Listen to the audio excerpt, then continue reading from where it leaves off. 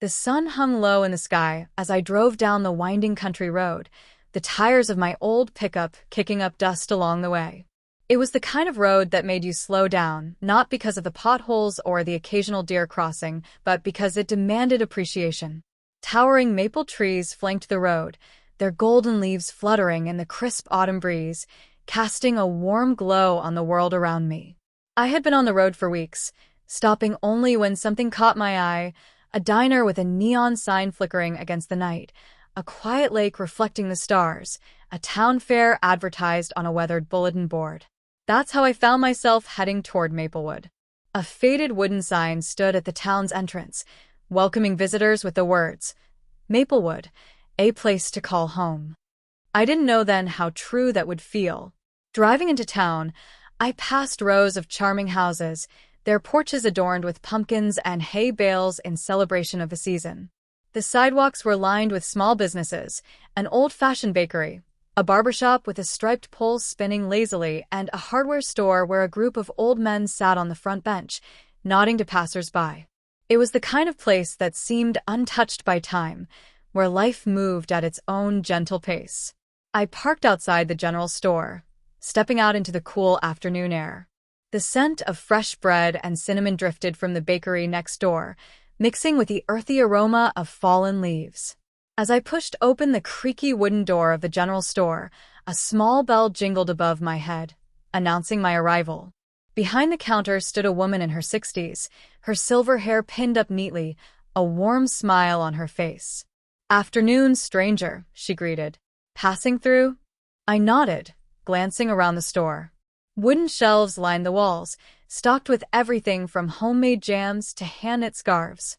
A small display near the register showcased framed photographs of the town throughout the years. "Maplewood's got its fair this weekend," she continued, her voice carrying the friendly lilt of someone who had spent her entire life here. "You should stick around. Folks come from all over for it." I hadn't planned on staying. I never did. But something about the way she said it, as if the fair was more than just an event but a piece of the town's heart, made me reconsider. Before I could respond, the door swung open, and a man in his 70s walked in, his suspenders stretched over a flannel shirt, his hands weathered from years of labor. He took one look at me and chuckled. "You're new." "Just passing through," I repeated. He nodded as if he had heard that before. "Name's Henry. You like woodwork?" I shrugged. "Never really tried." He grinned. "Well, if you decide to stick around for the fair, come by my booth. I'll show you how a block of wood can turn into something worth keeping." I shook his hand, his grip firm but warm, and for the first time in a long time, I felt something unfamiliar, a pull, a curiosity about a place. Maybe it was the way the town welcomed me without question, or maybe it was just the season. The way autumn had a way of making everything feel like home. Either way, I found myself saying, maybe I will.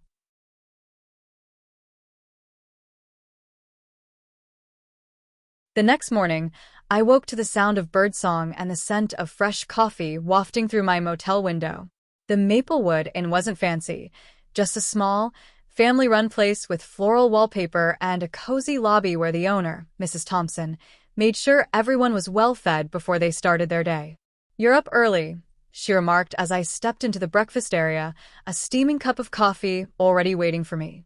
"Figure I'd take a walk around town before the fair starts," I said, taking a seat by the window. Outside, the town was already coming to life. Shopkeepers swept their doorsteps, kids rode their bikes down the quiet streets, and an old truck carrying wooden crates of apples rumbled past. "Well, you picked a good day," Mrs. Thompson said, pouring herself a cup of coffee and settling into the chair across from me. "The fair's not just an event around here. It's a tradition. Brings everyone together." I nodded, watching as a group of volunteers set up colorful tents in the town square. A banner reading, "Maplewood Annual Fair, Welcome," hung between two tall lampposts. "Ever been to a small-town fair before?" Mrs. Thompson asked. "Not in a long time." She smiled knowingly. "Then you're in for a treat." After breakfast, I wandered through town, taking in the sights and sounds. Vendors were busy setting up their booths, farmers arranging baskets of fresh produce, artisans displaying handcrafted jewelry and pottery, and local bakers stacking trays of pies and cookies. The scent of cinnamon and roasted nuts filled the crisp autumn air. As I walked past the woodcarving booth, I spotted Henry, the man I had met the day before. He was already hard at work, chipping away at a piece of maple, his hands moving with steady precision. "Decided to stick around after all," he said without looking up. I shrugged. "Figured I'd see what all the fuss is about." He chuckled. "Good choice." I watched as he carved, the shavings falling in soft curls at his feet. "You've been doing this a long time?" I asked. "Since I was a boy," he said. "Learned from my father. He always said a good piece of wood has a story inside it. You just have to find it." I studied the carving in his hands. It was a small horse, its form slowly emerging from the block of wood. "Looks like you found the story in that one," I said. Henry smiled. "Every piece tells something different." I spent the rest of the morning wandering through the fairgrounds, watching as the town came together in a way that felt effortless. Children laughed as they ran between the booths, families greeted each other with warm embraces, and the sound of a bluegrass band tuning their instruments filled the air. By midday, the fair was in full swing. I found myself at a booth selling homemade apple cider, where I met Margaret, an elderly woman with kind eyes and a mischievous smile. "You look like you could use something to warm you up," she said, handing me a cup.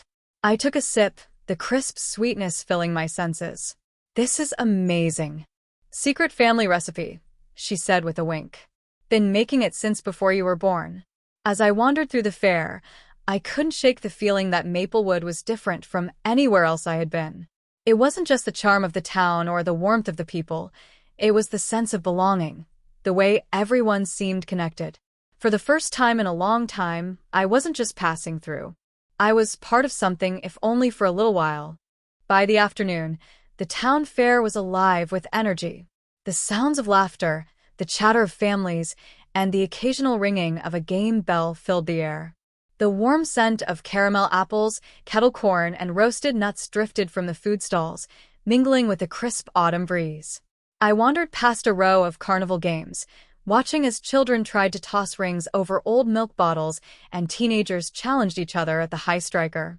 A boy, no older than 8, struggled to throw a ball at a pyramid of tin cans. His father, a broad-shouldered man in a flannel shirt, knelt beside him, encouraging him to try again. With a determined frown, the boy took another shot, knocking down the last can. The booth operator handed him a small stuffed bear, and the boy's face lit up with joy. That's what struck me most about Maplewood, this unspoken support, the way everyone lifted each other up. It was something I hadn't realized I missed until now. "Come try your luck," a voice called, snapping me from my thoughts. I turned to see Henry standing beside a game booth, his hands on his hips. "Ring toss," he said, motioning toward the wooden pegs lined up behind him. 5 tries. I smirked. "You any good at it?" Henry laughed. "Son, I've been doing this since before you could walk." I took the rings from him and lined up my first shot. The ring bounced off the peg and clattered to the ground. Henry chuckled. "Not as easy as it looks, huh?" I grinned, focusing on my next throw. One by one, the rings landed, missing the pegs by just an inch. On my final attempt, I took a deep breath, steadied my hand, and let the ring fly. It spun in the air before landing perfectly onto a peg. Henry clapped me on the back. "Looks like you got some luck after all." "Beginner's luck," I admitted, but there was something satisfying about the small victory. I spent the next hour exploring the different booths, watching a local blacksmith hammer glowing steel into intricate shapes, listening to a folk band play a lively tune, and even trying a slice of homemade apple pie from Margaret's stall. The flavors were rich and comforting, reminding me of childhood, of things I hadn't thought about in years. The sun had begun to dip toward the horizon, casting long golden shadows across the fairgrounds. Families gathered near the main stage, where Mayor Tom Harris stood at the podium, microphone in hand. "Folks," he said, his voice warm and full of pride. "Tonight, as we do every year, we celebrate not just our traditions, but the heart of Maplewood, our people." Applause rippled through the crowd. The mayor gestured toward a young woman stepping onto the stage. Her name was Claire, and from what I gathered, she had left Maplewood the year before to volunteer in disaster relief efforts across the country. She spoke about the strength of communities, the importance of helping one another, and how she carried the spirit of Maplewood with her wherever she went. As she spoke, I felt something shift inside me. I had spent so much time moving from place to place, never staying long enough to belong anywhere. But here, in this little town, among people who cared so deeply for one another, I began to wonder what it would be like to stop running, to be part of something bigger than myself. The speech ended with a round of applause, and the sky darkened as the first fireworks shot into the air, bursting into a cascade of shimmering gold. Gasps of delight echoed through the crowd as more fireworks followed, painting the night with brilliant colors. Standing there, surrounded by warmth and laughter, I realized that maybe, just maybe, I wasn't just passing through anymore. As the final firework faded into the night, a hush settled over the fairgrounds. People stood in small clusters, their faces illuminated by the glow of string lights and lanterns. The fair wasn't over yet, not by a long shot. The real heart of it was just beginning. I followed the crowd toward the town square, where long wooden tables had been set up for the community dinner. Families and friends gathered around, passing steaming dishes of roasted vegetables, mashed potatoes, and golden cornbread. The scent of slow-cooked meats and fresh-baked pies filled the air, making my stomach growl in anticipation. "Hope you're hungry," a voice beside me said. I turned to see Margaret, balancing a large tray of apple cobbler. "Because no one leaves this table without a full belly." I smiled and took a seat at one of the tables, finding myself between Henry and a woman who introduced herself as Ruth, the town's librarian. The meal was a symphony of laughter and conversation, of stories shared between bites of food. People talked about past fairs, upcoming harvests, and memories of Maplewood from long before I had ever heard of the town. Henry nudged me with his elbow. "So, traveler, what do you think? Best fair you've been to?" I chuckled, taking a sip of warm cider. "I'd say it's up there." "Up there?" he scoffed. "Son, you're sitting in the middle of the best little town in America. Give it its due." I laughed, nodding. All right. It's the best."